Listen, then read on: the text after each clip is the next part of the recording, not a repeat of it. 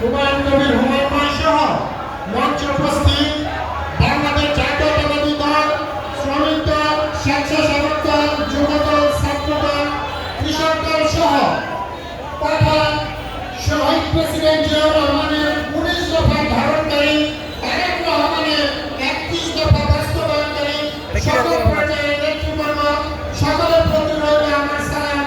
আসসালামু আলাইকুম। সংগ্রামী সাথী ও বন্ধুগণ, কিছুদিন আগে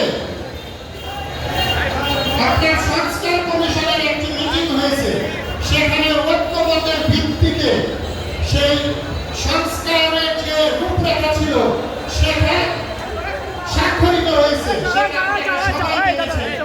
কিন্তু ওটা দুঃখের সাথে জানাতে চাচ্ছি, সেই কিছু ষড়যন্ত্রকারীরা সেই সংস্কার কমিশনের সেই সংস্কারকে রাতের অন্ধকারে কিছু ধারা সন্নিবেশিত করে সেটা প্রধান উপদেষ্টার কাছে সাপোর্ট দিয়েছে, যেটা আমাদের মহাসচিব মির্জা ফখরুল ইসলাম আলমগীর সহ আমাদের স্থায়ী কমিটির সকল নেতৃবর্গ সেটাকে প্রত্যাখ্যান করেছে।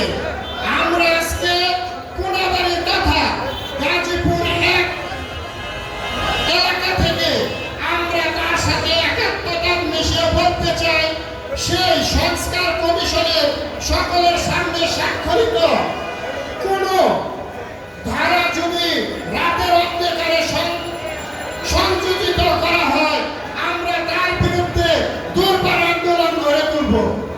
সংগ্রামী সাথী ও বন্ধুগণ, বিএনপি বিশ্বাস করে না ভোট হা ভোট জাতীয় সংসদ একদিন হতে হবে।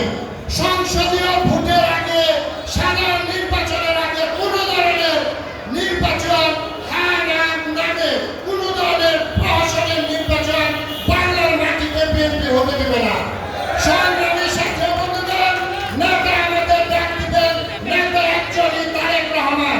তিনি 31 দফা দিয়েছেন, তিনি সবাইকে বলে দিয়েছেন 31 দফা নিয়ে আমাদের ঘরে ঘরে যেতে হবে।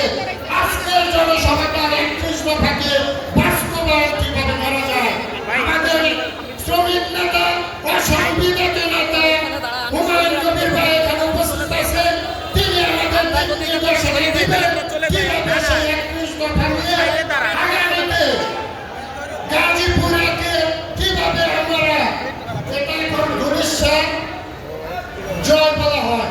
ধুলিশ্বাস জয় মানে কি? যার সাথে অন্য কোনো জয় না আসে, মানে কেউ যদি 100 থাকে, পরাজিত প্রার্থী যেন 40-এর নিচে থাকে। সেভাবে যেহেতু কোনাবাড়ি গাজীপুর একের সাথে এবার সংবেশিত হয়েছে, কোনাবাড়ির একটা ঐতিহ্য আছে। 1991 সালে আমরা বাংলাদেশের সর্বোচ্চ ভোট দিয়ে অধ্যাপক মান্নানকে জয় করেছি। বিগত মেয়র নির্বাচনে এই কোনাবাড়ি মেয়র নির্বাচনে তথা মেয়র অধ্যাপক মান্নানকে সর্বোচ্চ ভোট দিয়ে আমরা জয়যুক্ত করেছি। যেহেতু এই একের সাথে কোনাবাড়ি আবার সংমিশ্রিত হয়েছে, আমরা জানি না অতীতে কালের ঘুরে কি হয়েছে, আমরা সেটা দেখতে চাই না।